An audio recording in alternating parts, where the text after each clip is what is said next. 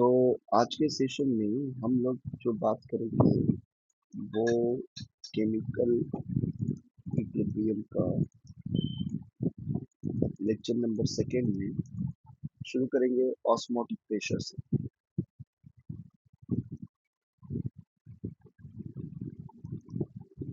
ये कौन सा है, ये कोलिगेटिव प्रॉपर्टीज के अंदर आएगा और कोलिगेटिव प्रॉपर्टीज के बारे में ऑलरेडी तीन प्रॉपर्टी को मैंने डील कर दिया है लेक्चर नंबर 1 में।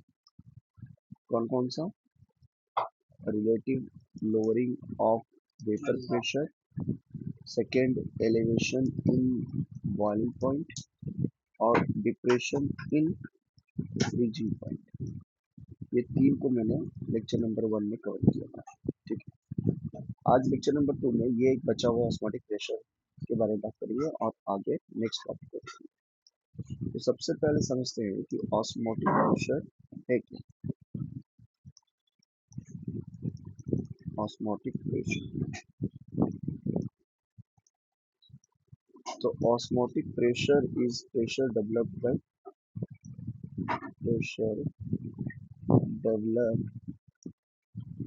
Due to osmosis. ऑस्मोसिस की वजह से जो प्रेशर डेवलप करेगा उसको हम लोग बोलेंगे ऑस्मोटिक प्रेशर। तो ऑस्मोसिस क्या है? ऑस्मोसिस है movement of solvent from high concentration to low concentration. ठीक है, अब हाई टू लो कॉन्सेंट्रेशन का मूवमेंट ऑफ सॉल्वेंट हो रहा है। सॉल्वेंट में जनरली क्या होगा? Water, most of the cases में। ठीक है, थ्रू सेमी परमेएबल मेम्ब्रेन। अब मैंने जब सेमी परमेएबल मेम्ब्रेन लिख दिया तो ऑस्मोसिस एप्लीकेबल हो जाता है लिविंग ऑर्गेनिज्म के ऊपर, क्योंकि सेमी परमेएबल मेम्ब्रेन या सेलेक्टिव परमेएबल मेम्ब्रेन ये सेल मेम्ब्रेन भी होती है। ठीक है, ये सेल पे भी अप्लाई होता है। अब इसको समझते हैं। जैसे फॉर एग्जांपल अगर मैं एक चैम्बर में, ये एक चैम्बर है, ये कंटेनर है और इसको मैं दो पार्ट में डिवाइड कर दूं through this semi permeable membrane. तो ये है सेमी परमेएबल मेम्ब्रेन और एक तरफ चैम्बर ए है, दूसरी तरफ चैम्बर बी। इस तरफ मैंने लिखा रखा सॉल्यूशन, रखा 5 मिलीमोलर ऑफ ग्लूकोज, जस्ट समझाने के लिए लिख रहा। और इस तरफ मैंने प्योर सॉल्वेंट रखा, यानी इधर कोई सॉल्यूशन नहीं। तो अब हम लोग को समझना है कि वाटर का मूवमेंट किधर होगा। ए से बी होगा, बी से ए होगा, या ए से बी किधर भी नहीं होगा। तो इसके लिए हम लोग को देखना है कि सॉल्वेंट का कॉन्सेंट्रेशन कहाँ है, क्योंकि ये सॉल्वेंट हाई कॉन्सेंट्रेशन की वो कॉन्सेंट्रेशन यूज करेगा। तो फ्री सॉल्वेंट कहाँ है? फ्री सॉल्वेंट यहाँ ज़्यादा है। लेस फ्री सॉल्वेंट कहाँ है? लेस फ्री सॉल्वेंट यहाँ है, क्योंकि यहाँ पर देखिए सॉल्यूशन है तो सॉल्यूट डाला होगा।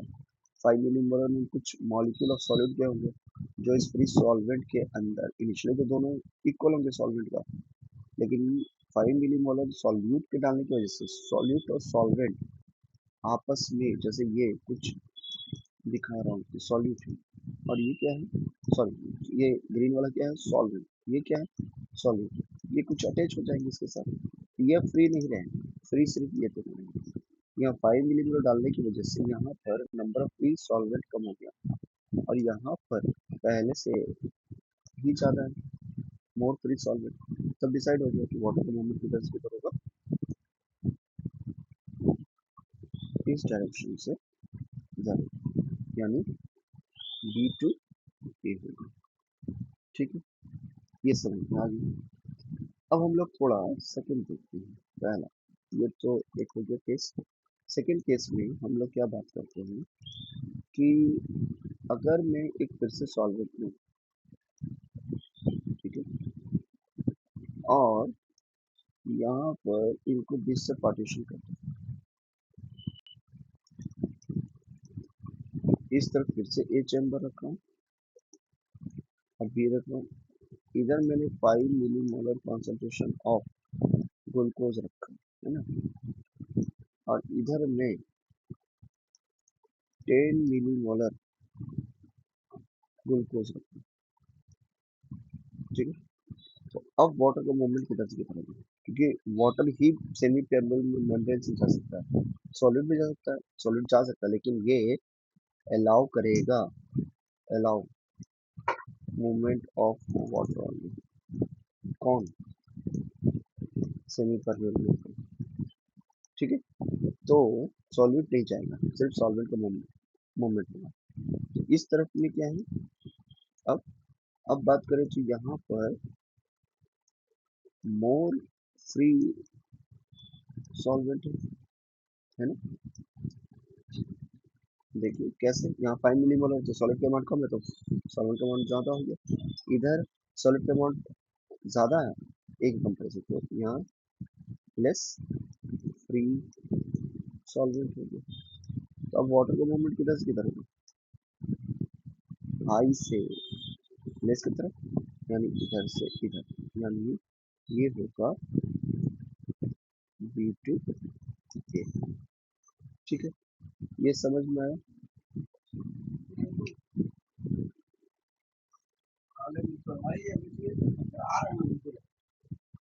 अब मैं यहाँ पे बात कर रहा हूँ क्या, कि सपोज तब ऑस्मोसिस तो समझना है, तो ऑस्मोटिक प्रेशर क्या है। अब देखिए वाटर के मूवमेंट से क्या होगा, प्रेशर जनरेट करेगा, इसी प्रेशर को हम लोग क्या कहते हैं, ऑस्मोटिक प्रेशर।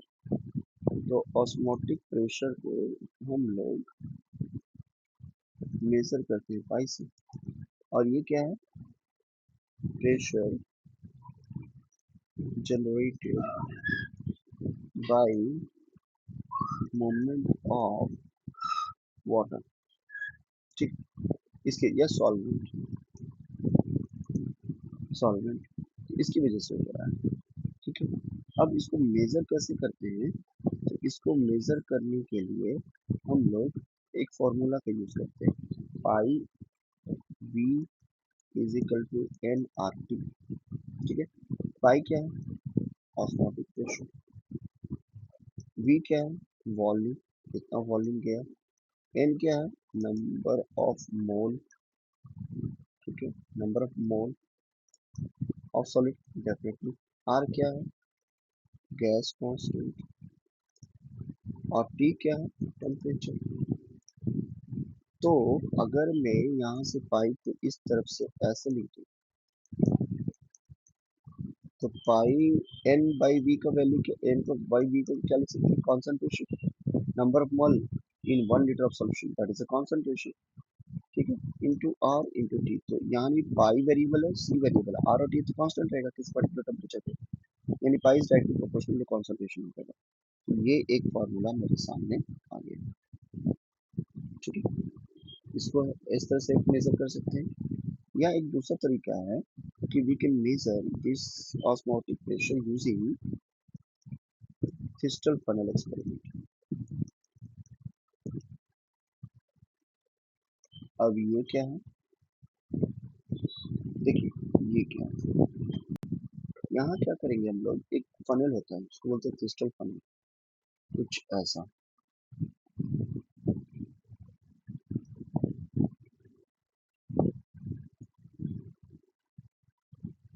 ठीक है, और ये इधर से सील रहेगा। यहाँ पर हम लोग क्या करते हैं, सॉल्यूशन भर देते हैं, जैसे मैं 10, इसको पूरा फुली फिल नहीं करेंगे, कुछ खाली रखेंगे।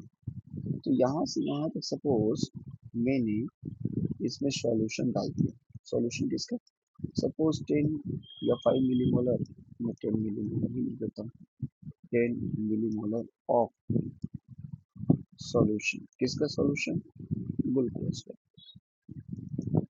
ठीक है, तो अब यहाँ से यहाँ तक कुछ हाइट होगी इसकी, ये हाइट को समझा रहा हूँ मैं 10 सेंटीमीटर। ठीक है, समझाने के लिए लिया। अब मैं क्या करूँगा, इसको सेमी परमेबल मेम्ब्रेन से कवर करूँगा। ठीक है, सेमी परमेबल मेम्ब्रेन से कवर,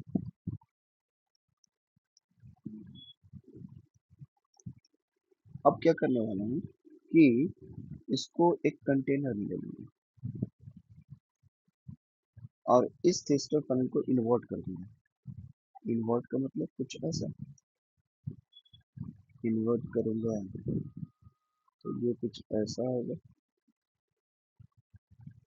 ठीक है, और ये क्या है, ये सेमी परमेंट मेम्ब्रेन है और यहाँ पर ये क्या हो गया, कवर हो गया। अच्छा, अब यहाँ पर सॉल्यूशन आ जाएगा यहाँ पर। ठीक है, अब देखिए इसके अंदर, इस कंटेनर के अंदर जो खाली है, अब यहाँ पे मैं सॉल्यूशन डालूंगा, नॉट सॉल्यूशन, सॉल्यूशन डाल सकते हैं लेकिन मैं उससे आसान कर देता हूँ, सॉल्यूट सॉरी सॉल्वेंट डाल दूंगा, प्योर सॉल्वेंट। सिर्फ क्या डाल दी, प्योर वाटर। ठीक है, तो अब बताइए कि वाटर किधर से किधर मूव करेगा, तो वाटर इस तरफ से इधर अंदर की तरफ मूव करेगा, शुगर ये high concentration to low concentration जाएगा। तो क्या होगा इसका सॉल्यूशन, इस लेवल का वाटर जब अंदर जाएगा तो जो पहले 10 सेंटीमीटर था अब कितना हो जाएगा, सपोज यहाँ से यहाँ तक 10 सेंटीमीटर, अब ये थोड़ा सा और ऊपर जाएगा, तो अब हो सकता है कि इसका कितना वॉल्यूम ये लेवल हो जाए 50, तो डिफरेंस कितना आ गया 5 सेंटीमीटर। तो या ये तब तक वेट करेंगे कुछ 2 घंटा 4 घंटा 6 घंटा, देखिए कितना लेवल ऊपर जा रहा है, फाइनली एक टाइम के बाद बंद हो जाएगा जाना ऊपर, तो स्टॉप करेंगे तो उसका कितना डिफरेंस है 5 सेंटीमीटर। तो अब इसको मेजर कर लेंगे, तब इसको क्या होगा, pi is equal to H D G, ये एक फॉर्मूला होता है। तो पाई की वैल्यू कितनी है, हाइट कितना हुआ 5 centimetre into density of water 1 और 9.8 हम लोग ले लेंगे क्या, जी की value, acceleration due to gravity.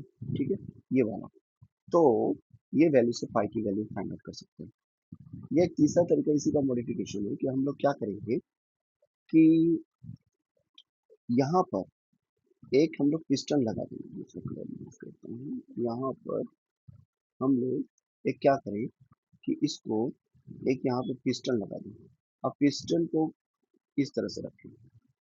ठीक है, अब जैसे यहाँ पर ऑस्मोसिस शुरू होने से पहले, ये सॉल्वेंट डालने से पहले इस पिस्टन यहाँ पर है, और जैसे ही वाटर जाएगा तो पिस्टन क्या होगा, पिस्टन ऊपर की तरफ शिफ्ट करेगा, तो हम लोग ऊपर से एक पॉजिटिव प्रेशर अप्लाई करते हैं विच इज पाई, जिसकी वजह से वाटर का मूवमेंट ना हो, मूवमेंट वाटर इंटर ना कर सके, तो दैट वैल्यू इज पाई। तो again what is the pi, pi is that positive value,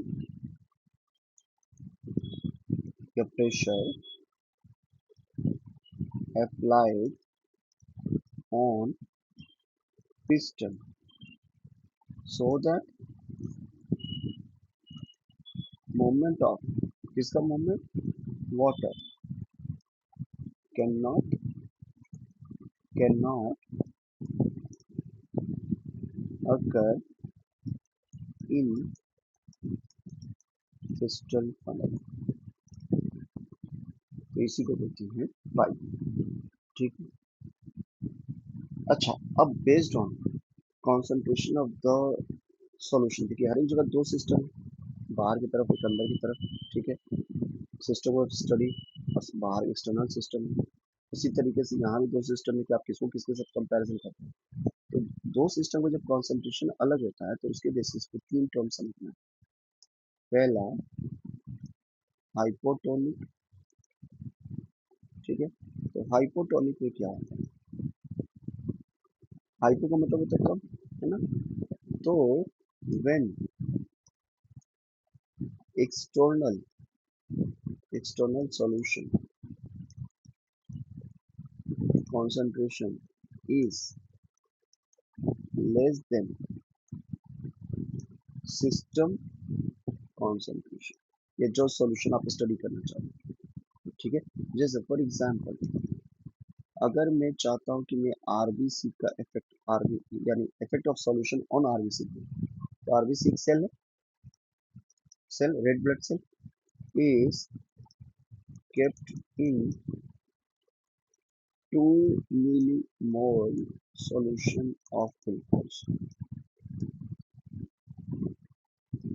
इसमें रख रहा हूँ और तब देख रहा हूँ कि क्या हो रहा है।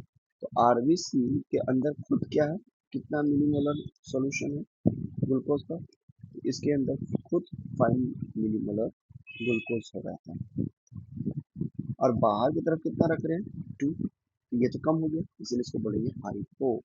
जैसे ये कंटेनर लिया और इस कंटेनर के अंदर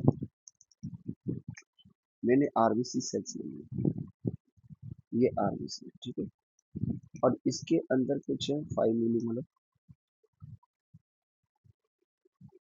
5 मिलीमोलर और बाहर की तरफ कितना है, बाहर की तरफ में 2 मिलीमोलर। तो क्या होगा, बाहर से अंदर की तरफ में क्या आएगा, वाटर ज्यादा कहाँ है, बाहर की तरफ कम कॉन्सेंट्रेशन की तरफ, तो कहाँ जाएगा अंदर की तरफ, जिसकी वजह से आरबीसी के अंदर क्या होगा, तो वाटर क्या होगा, water will inter inside the RBC and cause, क्या कॉज करेगा, cause swelling and later on, क्योंकि सेल वॉल है नहीं तो बर्स्ट कर जाएगा आरबीसी, ये बर्स्टिंग करा देगा। ठीक है, तो इस प्रोसेस को हम लोग क्या बोलते हैं, एंडोस्मोसिस। एंडो का मतलब अंदर, ऑस्मोसिस मूवमेंट ऑफ वाटर। ठीक है, अब हम लोग आते हैं सेकेंड वन। सेकेंड हम लोग क्या कर सकते हैं, सेकेंड हम लोग लिख सकते हैं हाइपर, हाइपरटोनिक, हाइपरटोनिक सॉल्यूशन क्या होता है, हाइपरटोनिक सॉल्यूशन वो सॉल्यूशन होता है, सॉल्यूशन इन विच, सॉल्यूशन या एक्सटर्नल सॉल्यूशन, या ऐसा लिखे कि external solution is, external solution concentration is greater than, किससे, solution of, the concentration of system, जिसको स्टडी कर रहे हैं। जैसे मैं ये लिखूं कि आरबीसी सेल, तो अब क्या कर रहे हैं, is kept in 10 millimole concentration of glucose, तब क्या होगा, देखिए ये सिस्टम सराउंडिंग, यहाँ पे ये क्या है आरबीसी, इसके अंदर खुद का कितना है, ये चेंज नहीं करेगा, ये तो 5 मिलीमोलर है। और बाहर की तरफ में मैंने क्या कर दिया, इस बार बाहर की तरफ मैंने डाल दिया 10 मिलीमोलर ग्लूकोज सॉल्यूशन, तो बाहर की तरफ ज्यादा है इसलिए हो गया हाइपर, हाइपर का मतलब होता है तो वाटर किधर से किधर मूव कर जाएगा, low concentration to low concentration of the solution to high concentration. और वाटर की बात करें तो वाटर फ्रॉम मूव करेगा high concentration to low concentration, तो यहाँ क्या है, इस जगह पे फ्री वाटर ज्यादा है क्योंकि कॉन्सेंट्रेशन कम है, और बाहर की तरफ में फ्री वाटर कम है क्योंकि कॉन्सेंट्रेशन ज्यादा है, तो अंदर से बाहर की तरफ निकलेगा। समझ पा रहे हैं? तो यहाँ पर क्या हो रहा है, water will exit from RBC to outside, और इसमें क्या होगा, lysis, loss of water, lysis of RBC, और इस प्रोसेस को हम लोग बोलते हैं एक्सोस्मोसिस, लॉस ऑफ या प्लाज्मोलाइसिस। ठीक है, लास्ट कर लेते हैं थर्ड वन, जो और टाइप होगा उसको क्या बोलेंगे हम लोग, आइसोटोनिक।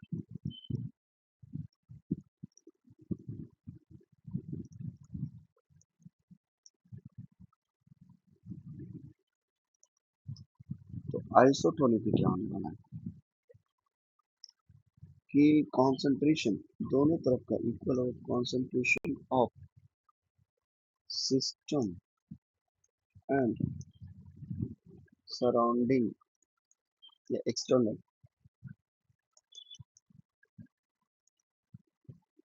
Will be equal. जैसे अगर मैं यहाँ आरबीसी रखूं और यहाँ 5 मिलीमोलर रखूं और बाहर की तरफ भी 5 मिलीमोलर रखूं, तो वाटर का मूवमेंट तो होगा लेकिन इक्वल होगा। अगर एक मॉलिक्यूल बाहर गया तो एक मॉलिक्यूल अंदर भी आता है, यानी इक्विलिब्रियम पर रहेगा, तो नेट वेट जीरो होगा। तो water will move equally in either side. ऐसा नहीं होगा कि नहीं होगा, होगा मैंने, लेकिन नेट गेन जीरो होगा। तो आरबीसी को कोई इफेक्ट नहीं होगा, नो इफेक्ट ऑन आरबीसी। तो आरबीसी को अगर रखना है लॉन्ग टाइम तक बॉडी से बाहर या किसी सेल को बाहर, तो उसके आइसोटोनिक कंडीशन में रख सकते हैं। तो आइसोटोनिक कंडीशन क्या होगा सोल्यूशन के बाहर का, 5 millimolar solution of glucose RBC या 0.85% ऑफ सलाइन, सलाइन यानी NaCl, ये दो कंडीशन। ठीक है। अब यहाँ पर इसके बेसिस पर हम लोग एक दो क्वेश्चन कर सकते हैं आइसोटोनिक के ऊपर। तो बस इतना ही जानना है ऑस्मोटिक प्रेशर के बारे में। ठीक है, चलते तो ठीक है। अब हम लोग एक क्वेश्चन वगैरह कर लेते हैं। जैसे एक क्वेश्चन में यहाँ कर रहा हूँ, क्या है, what will be the concentration of sucrose,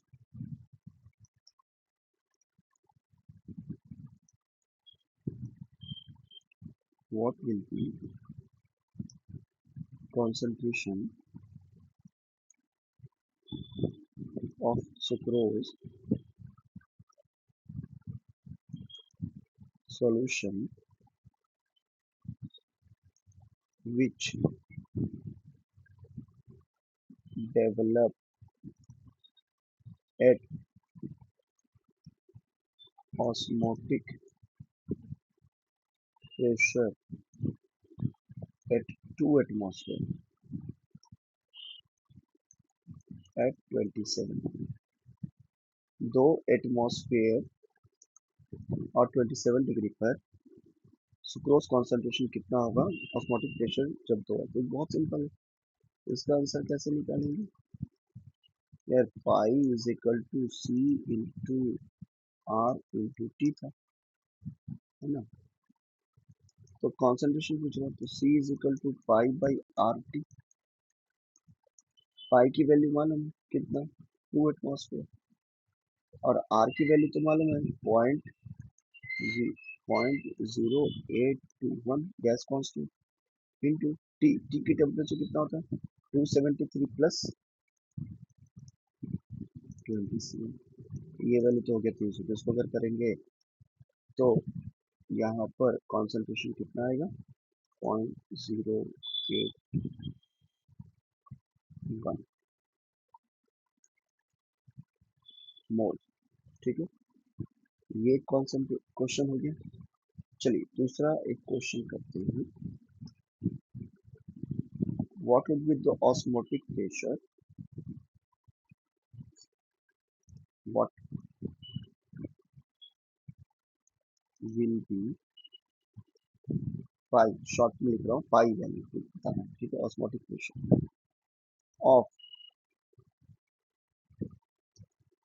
0.05 normal sucrose and sucrose solution at 5 degree. दूसरा क्वेश्चन इसी के साथ,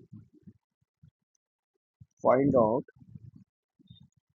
द concentration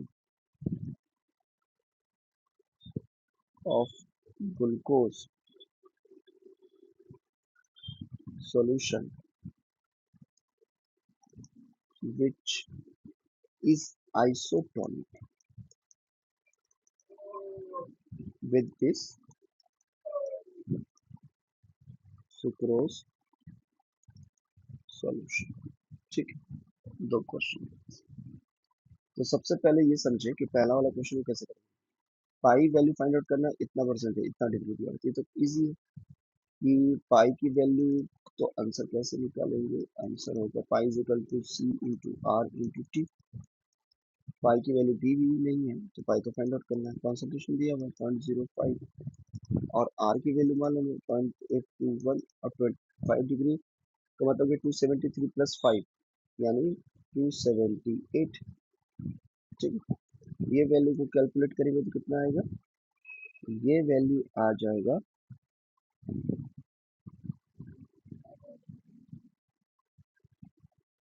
ये वैल्यू आएगा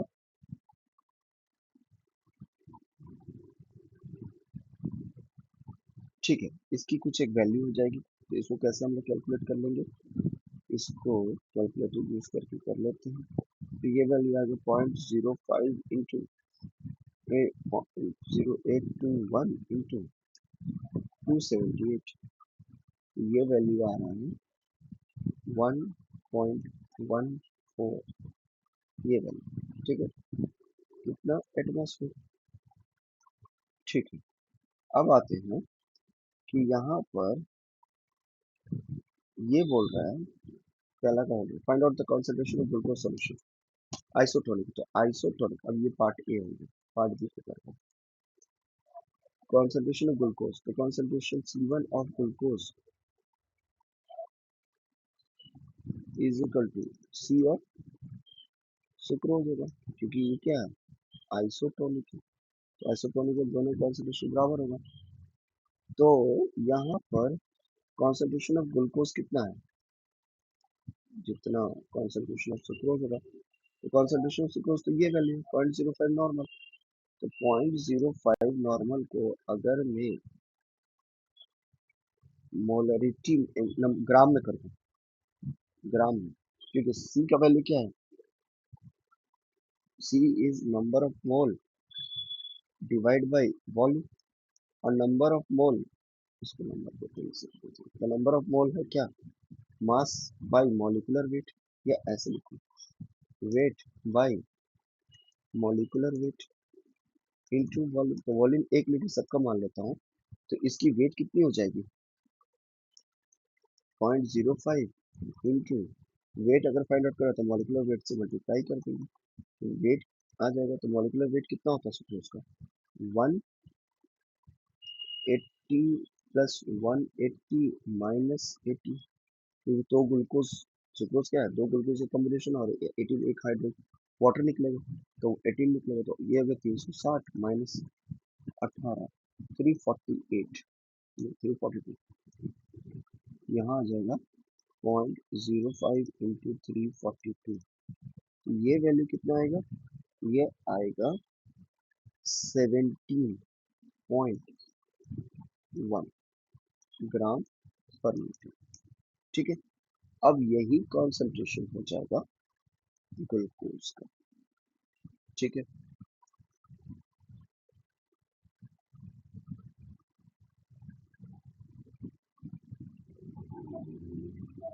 तो अगर मैं यहाँ पर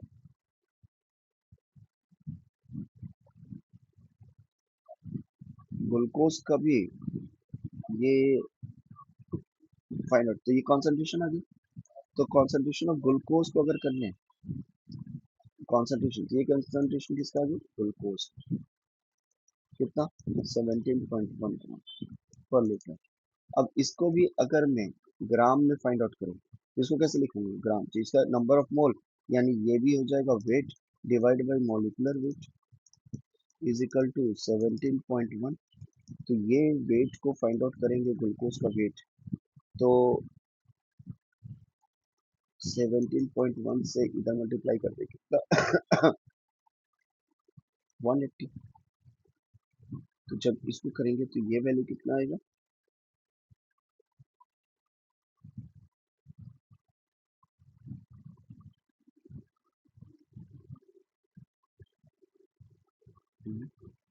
ये वैल्यू 17.1 इंटू 180।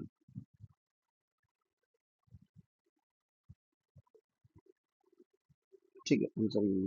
इतना करने की जरूरत नहीं है, 20 मिनट का आंसर। ठीक है, 20 मिनट का कॉन्सेंट्रेशन, दोनों का कॉन्सेंट्रेशन इक्वल है। अगर यहाँ पर ये पूछ क्या रहा है, find the concentration of the glucose, हाँ ठीक है, कॉन्सेंट्रेशन कितनी है। ठीक है, आगे करने की जरूरत नहीं। या इसको अगर सी को दोनों को इक्वल कर देंगे तो यहाँ पर number of mole versus molecular weight, sorry number of, ये से करते हैं weight of glucose divide by molecular wait, और इस तरफ भी weight of sucrose divide by molecular wait, और इसकी वैल्यू तो ऑलरेडी आई है, कितना, ये दिया हुआ 0.05। तो अगर वेट ऑफ ग्लूकोज की बात करें तो 0.05 into molecular weight 180, this value will be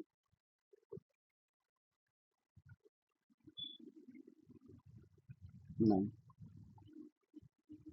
चलिए समझिए, यहाँ पर ये करने की जरूरत ही नहीं, इतना कुछ करने की जरूरत ही नहीं, सेकंड क्वेश्चन के लिए इतना कुछ करने की जरूरत ही नहीं। चलिए कैसे करेंगे देखिए, थोड़ा सा यहाँ पर इतना लंबा जाने की जरूरत ही नहीं। आपको कॉन्सेंट्रेशन ऑफ ग्लूकोज पूछ रहा है which is isotonic with sucrose, ठीक है, क्योंकि आइसोटोनिक है।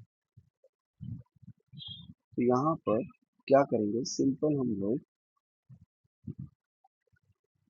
सी ऑफ ग्लूकोज को इक्वेट कर देंगे कॉन्सेंट्रेशन ऑफ सुक्रोज, और कॉन्सेंट्रेशन ऑफ सुक्रोज दिया हुआ कितना 0.05 नॉर्मल।